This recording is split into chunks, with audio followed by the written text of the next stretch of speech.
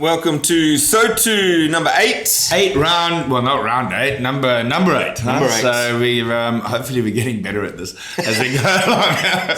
This one's going to be a shorter one today, though. Okay. All right, bang it out. Hopefully, we had bye. That's just gone past. That's good. Yeah, long weekend. So no scores, no ladders and stuff to review again. They haven't changed, obviously. So let's just jump straight into it. But I think where we'll start is we did a campaign for #AskRusa. #AskRusa. Get your questions in, yeah. So we had 8 or 9 come through. So I thought we might step through these first of all. And perfect. And some of them are shorter to answer. Some of them are a bit of discussion and things as well. So, but good fun and really great to see people engaging on that. Absolutely great to hear from you all out there. And let's Darcy Mulrooney asks, "What's your favourite ground to go to?" Ooh, that's a tough one, isn't it? Well, depends what you're favouring. From right? what perspective? Yeah, correct. Yeah. If it's picturesque, I quite like Barossa with the vines. Barossa's great. Also, the nice thing about Barossa is you just make a weekend of it. Yeah, so you go out and drink wine for 3 days and play a bit of rugby. I've got a good photo at uni as well. I think it was in round 1 of the hills in the background. Oh, yeah. From the northern end of the fields and stuff there.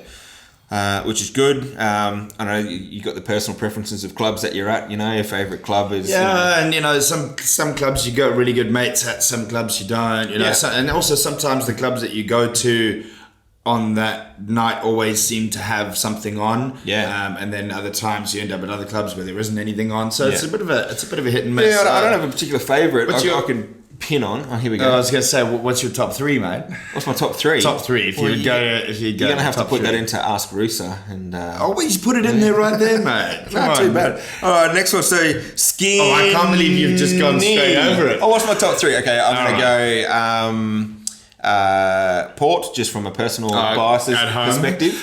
At home. Fair enough. I often enjoy the trip to Onkaparinga. Mm-hmm. Of their hospitality and things like that there, and they've got a good setup with their 2 pitches and stuff. Is really good. And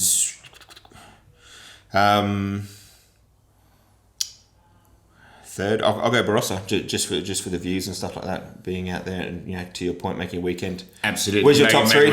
Come on. I'd say probably 3 Barossa. I'll join you on that one. Barossa's good. I like going up there and having a few wines or whatever. It's a really welcoming environment. Yeah. 2. Oh, 2's a tough one.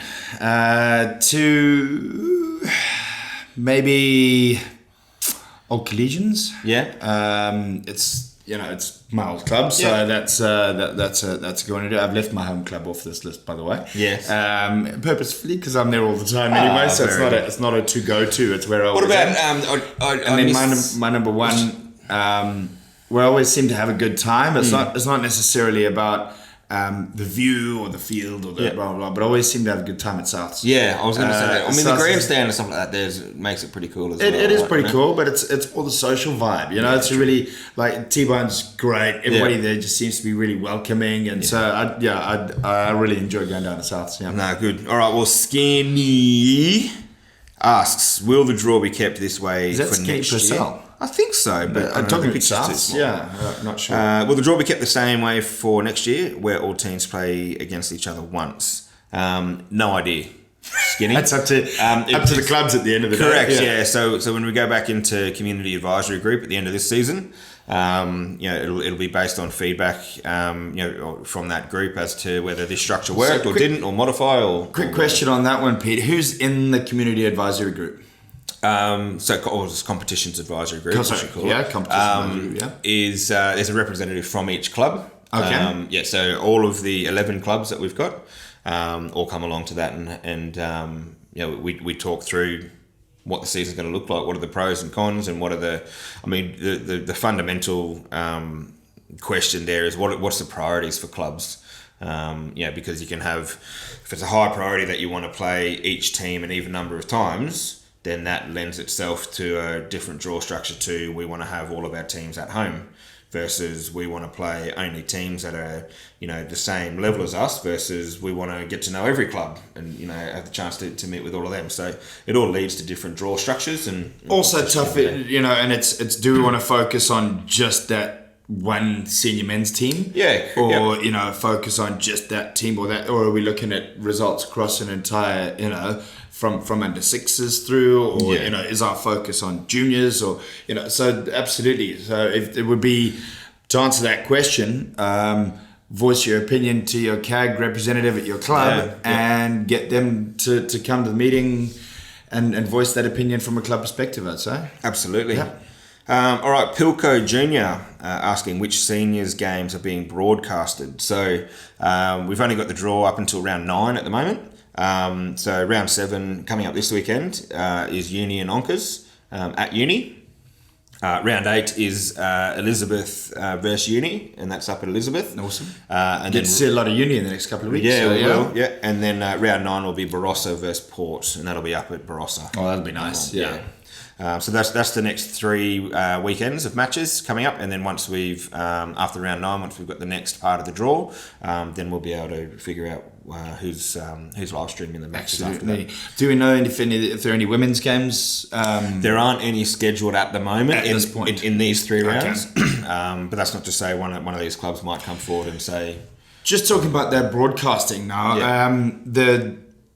Now we understand that the money around that broadcasting is obviously it costs to put it on TV or to put it on the live stream, whatever, and that NITV come in and take some of those. Now they're only interested in Premier Grade men's competition to be able to take and put on TV. That's why we get funding for those games, and that's why it's difficult for us to live stream other games unless clubs are willing to put up the money to be able to do that. So that's where that comes from. And as you were talking there, I have a feeling, because Rory's been handling much of the draw edits and things like that. Yeah. And equally Rose has been overseeing some of the what's live streamed and what's not.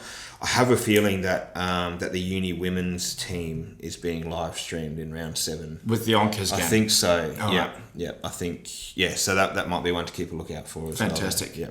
That'll be on our Facebook. So that would be stuff anyway. So just to clarify, that would then be decided by the clubs that they want to do that as well. An extra one. Yep. And then that's paid for by the club rather than the men's competition that's partly paid for by correct. 3 or 4 different parties involved. And where the draw comes into it is that you try and have, if you're live streaming more than one match, you try and have those matches back to back. It just makes sense from a labour perspective. Logistics and making it all happen. Absolutely. Yeah. All right. So Ben Adlington. Wants to know how often Pete gets his haircut. There he is. Wants to know how often Pete gets not this week. Hold on. No, not this week. No, not this week. But I reckon I've had it maybe 3 or 4 times this year. 11 days. Pete has a special understanding with his barber. And he goes down. Our club's got a sponsor. I'm just supporting the club, right? Oh, that's supporting local business. Absolutely awesome, mate. So you take it easy. Speaking of which, if there is a barber out there who wants to get on board with us here, why not? We're happy to let everybody know who you are and where you are, and then maybe I can have a haircut almost as often as Pete does. I mean, does it even cut anything off half the time when you go? No, it doesn't. Right? My hair grows very, very slowly. Right? It does. All right. So Harper Troy 16. Not a question, but mentioned that Brighton is the best club. Yellow and black. Supposed to be the other way around. Is Brighton the best club? I don't know. Is it? I'm not sure. Anyway, Harper Troy 16. Thanks for the comment there. Well, historically, Brighton have the most premierships. Senior men's, certainly in recent years. I've only seen the board with the senior men's premierships on it. Yeah. So maybe most successful. But again, going back to how do you rate best club? Yeah, and how do you rate success as well? Also true. Also fair call. Anyway, so Channing Tatum. It's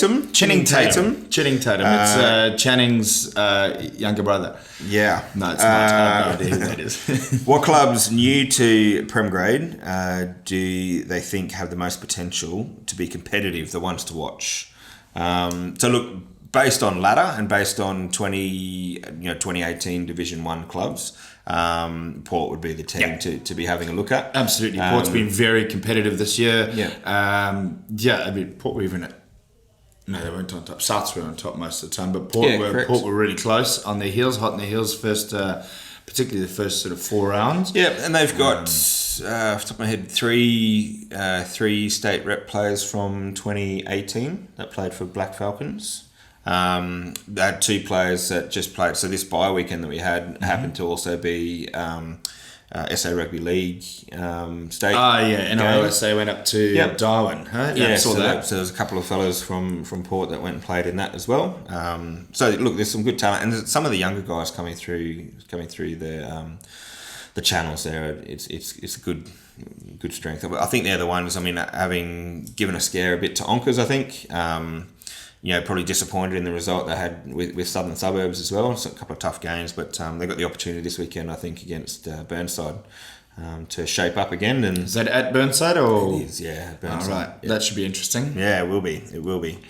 All right, Tracy Stannis is asking, do you think Rusa is still gender biased towards men, including at club level? So look, we had a bit of a chat about this one because I mean this.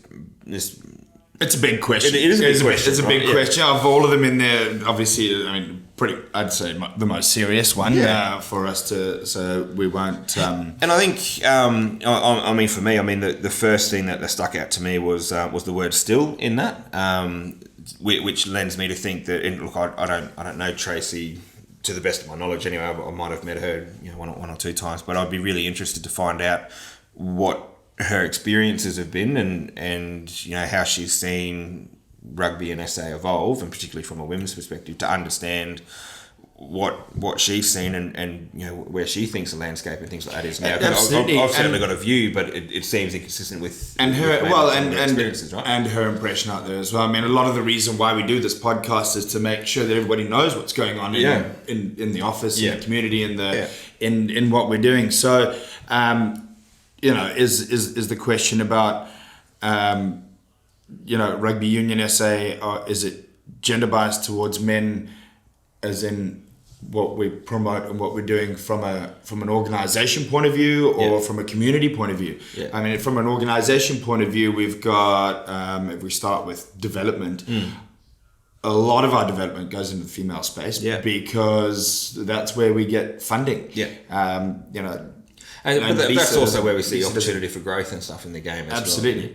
well. I mean, obviously, because of the numbers that we have in the women's game, there's great opportunity. We know we had an explosion in the numbers last year, and we'd love to see similar growth again this year because that's where we can get funding from. So that's where a lot of focus about us goes to. From a state rep point of view, we've got. At every level now, we've got opportunity for female players to play. So under 12s and under 14s, we've got girls in. Actually, we had a very talented girl in under 14 state rep group, which broke her shoulder. Unfortunately, in rugby or Vuata, talented youngster, but unfortunately picked up an injury there. Then we've got. Under 18 schoolgirls. Now we've got the under 15 and under 17 sevens, and then the women. So at every level where we've got boys, the girls have got an opportunity to play as well from a state rep perspective. And then obviously we've got an elite sevens pathway for the women that we don't have for men. So through the Aon sevens and through the Romas, which we don't have for the men, so that from a state rep and a pathway perspective into top end rugby, although we don't have a Super W side, we are planning a clearer pathway to the Rebels, and which executes actually later in this year, and it'll be alright. Shane Warren, I'll call you back. We just put that on. Thanks, Shane. Silent. There we go. Thanks. Appreciate that, man. Thanks for prioritising the podcast. Anyway, so from state rep perspective, I'd say we actually lean towards the female side, even though we don't have the numbers.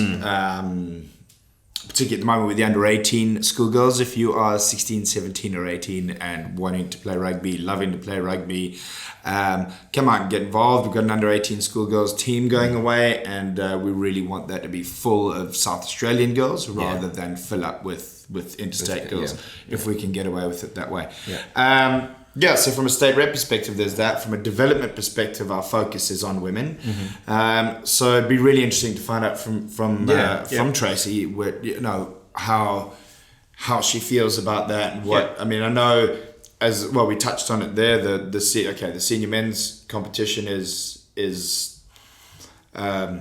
live streamed and put up for NITV, but that's NITV came on board and they're putting their stamp on it. They only want the Premier Division senior men.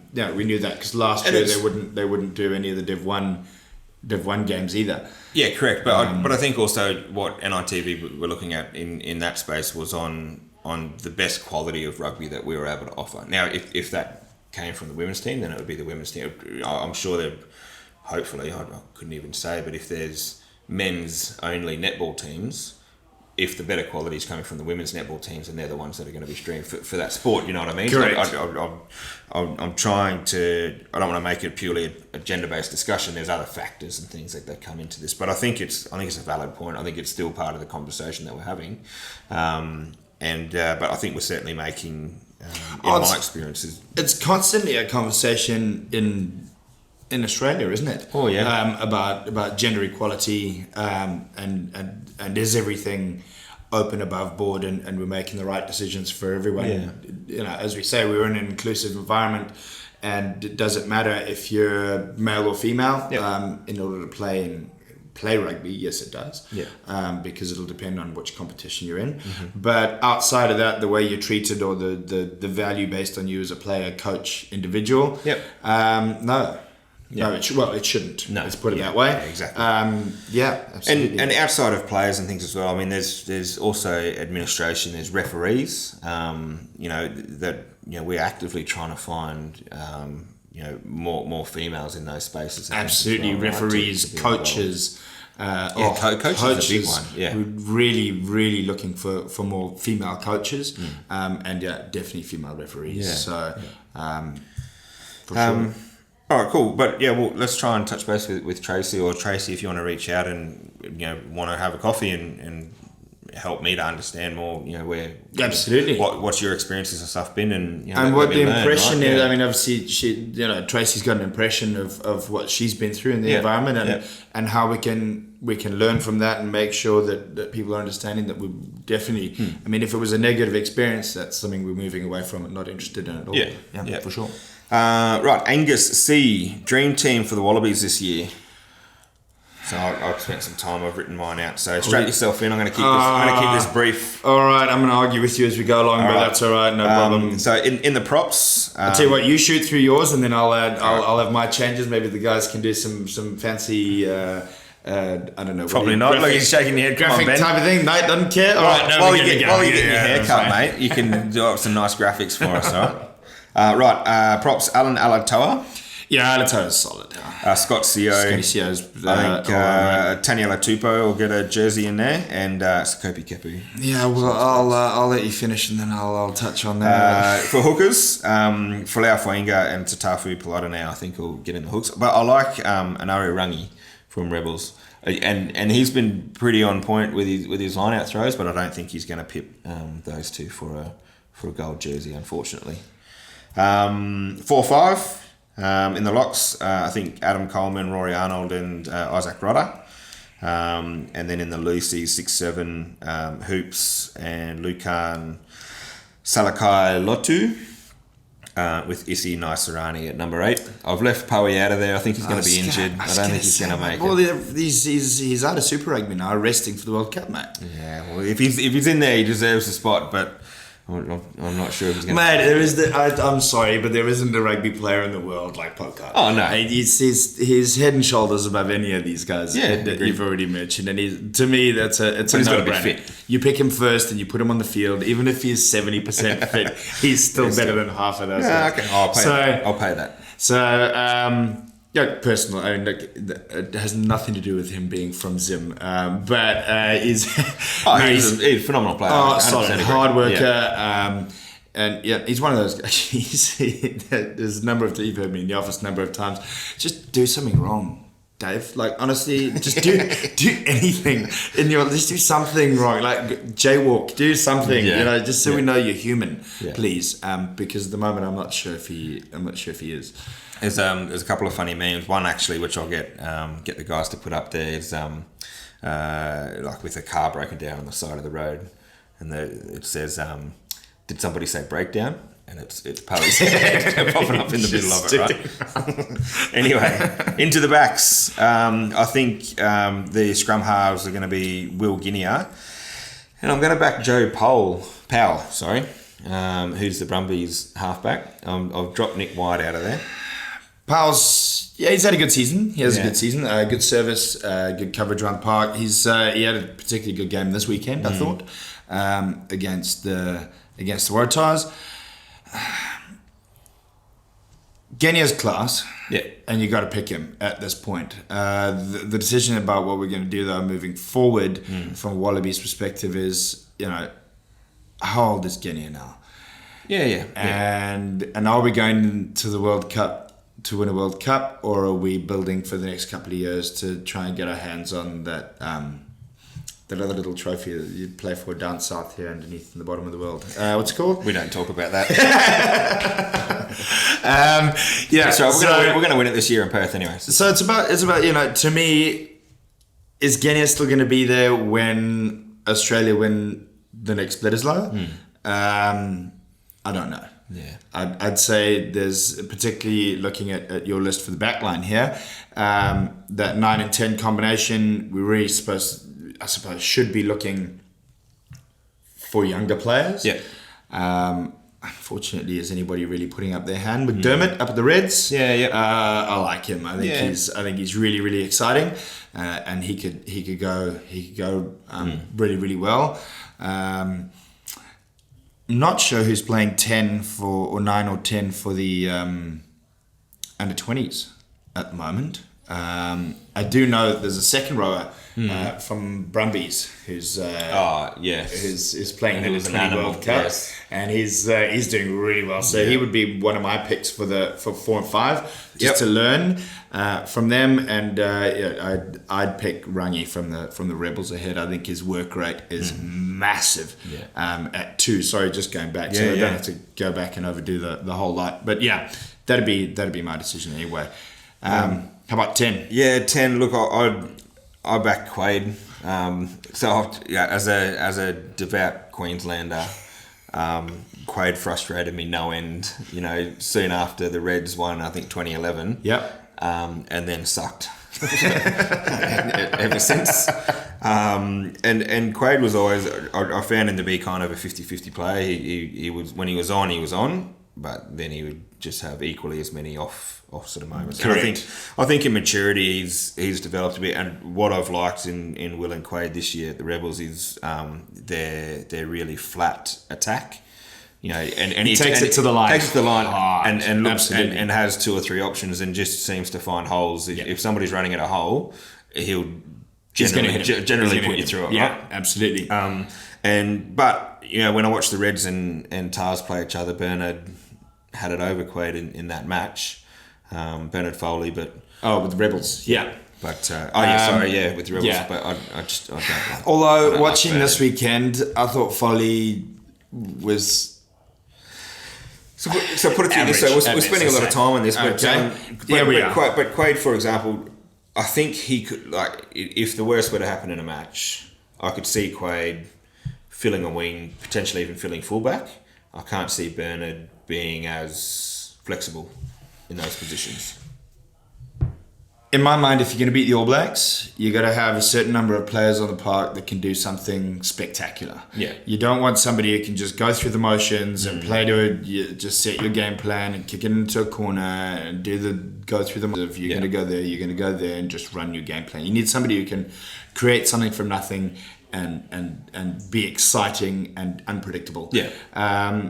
And if you want to win a World Cup, you want to win a Bledisloe, you've got to beat the All Blacks. Yeah. So, Quade Cooper, no-brainer for me. I'm a big fan of Christian Liliafana. Yes, I like him as well. He's so good. Yeah. And I thought he had a great game this weekend as well. True that. So coming into some form, and so those would be my picks. So Cooper and Liliafana for me. In the centres, it's good to see Matty Tamua back. I think he can offer something in some of those other back positions as well. Correct. And then some size out of Samu Karevi and Tavita Kuridrani. Yeah. I think there. I'd go Tamua and Kuridrani. It's so good to have Tamua back in the country. Yeah. Hopefully available and ready to go for World Cup duties. On the wings, Sefa Naivalu and Marika Koriabedi. Two of the biggest wings, I think I was saying. That's fair. I do like Maddox though. Jack Maddox is very good as well. He goes looking for work as well. He's talented. What he does, brings himself in off as a younger player, he was a 10. Yep. So he's got those distribution skills and opportunities. He sees a bit more, so he's happy to go work and get himself into a better position. And then at 15, I reckon Dane Halipeti, DHP is my number one choice, and I've put Kirtley in there as a backup 15, but he's really a utility back. I can see him. He can slot into a number of those roles and be effective. He's one of those where Kirtley can bring on with 30 minutes to go, and him and Quade, if they click together, they can put on 25 points in 30 minutes. Yeah. If they implode, then it could go the other way. But they, like I was saying earlier, they add that excitement. You've got that creativity. You've got that, and they can really get involved and have a crack. So, to me, just getting that balance right, and then having a pack that can go forward, and then you get then it's a different story. Then Quade's going to be dangerous. Make the game line. That's job number one. Yeah, right? Step one, huh? Righto. And then Loki Potter was asking, is there a way to make the Rebels pathway from U14? So in your pathways position, I'll let you. Correct. So we obviously our memorandum of understandings, the MOU with the Rebels, has put us in a great position for our young players and our older players to have an opportunity to step up, put their hand up, and have a crack, and that goes from Lockie, from under 14s. So when we go to Canberra this year to go and play, our under 14s, 16s and 18s are all going across there. We've got a couple of guys coming across from the Rebels to come watch. Nick Henderson's coming across to come and watch that, which will be really, really good. And he'll be looking at particularly identifying standout players in those age groups for them to use in their. So there's the junior gold competition that we feed into, which is the national competition we're no longer a part of. That's only the big super states now. The national under 16s that we're not a part of, it's only super states. And then the under 18s academy that they have. So those are genuine pathways for any of our players from under 14s to under 18s. Yeah, good. And then obviously the women with the Super W. Yes. So our women will go across and play against the Rebels Super W squad at the end of the year. So they'll have a 2-week program, and then we'll go and play against their squad. So genuine opportunity for our team to play against Super W team, and then decisions made around there as to how many of our players will then go across and join that squad. Right, yep. So that's pretty cool. We're not just sending the girls over on their own to and saying good luck, have a good time. We're actually creating genuine opportunity as a group of players to go across and put their hand up. Yep. And then for the men, through the NRC2, opportunity for players to put up their hands for NRC under 19, Super Rugby under 20, NRC, and then Super Rugby. If we've got some great players who can put their hands up, then there's great opportunity there. So.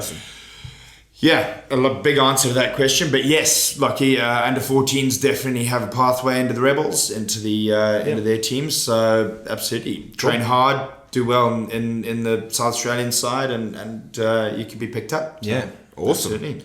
Look, let's jump quickly to the matches coming up for round 7. Coming up this weekend, really quickly to step through them.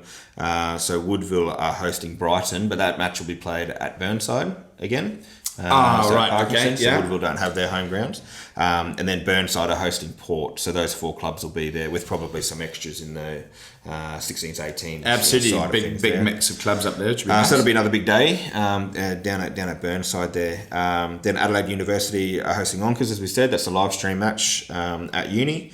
Elizabeth are hosting Old Collegians. Correct, up Elizabeth. And Barossa hosting Southern Suburbs up at Barossa. So that'll be good. There'll be some big days up there. Absolutely, great weekend.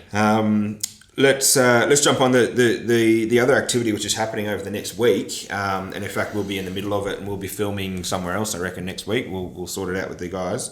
We've got Gold-Blooded Tour. Gold-Blooded Tour. It's gonna be. That's really exciting. World Cup, mate. World Cup is coming. World Cup's here. So Coober Pedy on the 16th of June, doing some activity there through the afternoon in Coober Pedy. If you're in the area, know anybody in the area, tell them to get down to. I think we're at the primary school, Coober Pedy area school. It's called. All right. So we'll be down there with the World Cup, some classic Wallabies, and having some fun down there with some rugby.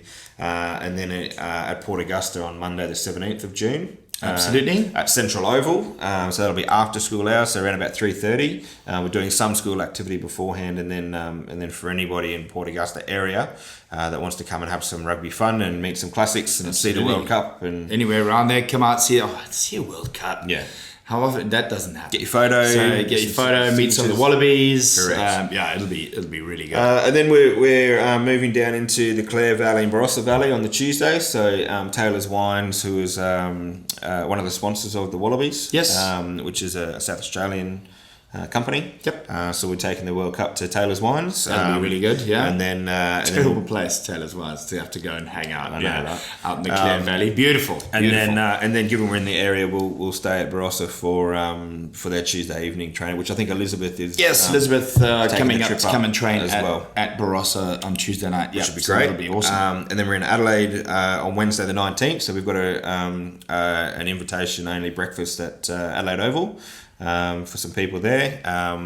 I think getting ourselves up onto the roof at some point with... yes, the Adelaide roof climb at the Ovals. That'll be good. Taking the World Cup up. Oh, better not drop it, mate. Mm-hmm. Not me. All right. Excellent. Hey, we'll send Rory up. No. Sorry, Roz. Don't delete it. And then we've got a school visit around about lunchtime, and then the public event there is the PAC versus St. Peter's. So that's our under-18 schools rugby union competition. Yeah. So that match is at Old Collegians Tregenza Oval there. So that'll be kicking off at 4, but we'll be there from about 3:30 till 6:30 with the cup. Fantastic, with the and cup. The classic Wallabies and stuff like that there fantastic. as well. So come on down to Tregenza Wednesday afternoon. Great afternoon out really there. Yeah. And then on the Thursday, we've got to make our way up to Mount Gambier and do some activity up there in the Mount Gambier area. So again, if you're in Mount Gambier, at I think it's the North Gambier AFL Club. Okay. The fields there that we're using. So brilliant. Get some schools out there and come and get involved. It'd be awesome. Absolutely. And then, look, I guess the last time we've done the Ask Rusa, so make sure you keep those questions coming in. We've enjoyed having those conversations. We'll pick up some more questions and things as they come through as well. Absolutely. So also, don't forget, hashtag Ask Rusa. But also, don't forget the other one, fun things that have happened over the weekend. New exciting things, videos that you've taken of cool stuff. Yep. And it's hashtag Rusa Community. Yep. With a big thank you to Rory. Yes, did his first hashtag ever, and it was Rusa Community. Yep. What the picture of a picture at Onkaparingas with a full rainbow. Big rainbow. Yeah, check it. We'll swipe it on here. That is, we'll throw that one up. That was a beautiful picture. Yeah, actually, beautiful picture. Yeah, really so Rory getting around the socials, which is good. Oh, very good. So look, we've gone through the matches. All the very best for all the teams and clubs for round 7. Absolutely, should be a good weekend. Everybody's had a good rest. So I think it's going to be wet though. Bodies are recovering. So get warm, right? And all right. That's the best weather to play rugby in, really. Yeah, mate. I completely disagree, but that's all right. We're all allowed our own opinion. I like to be able to catch and pass. I know. I was going to say, but you don't catch. But that's all right, man. Come on, one time, man. One time. So it'll be a good weekend, and yeah, as you say, good weekend for Crippled Crows. They do a port before their game, which is nice. Get nice and warm. Do they play this weekend? I'm not sure. I'd have to check the draw. Check Rugby Explorer. I'll have to have a look. Actually, maybe we'll have a chat to somebody from the Crippled Crows. We get Fraser or somebody in from there, and Mike or someone, and come over and chat. That'd be good. Very good. Look after yourselves. Have a good week.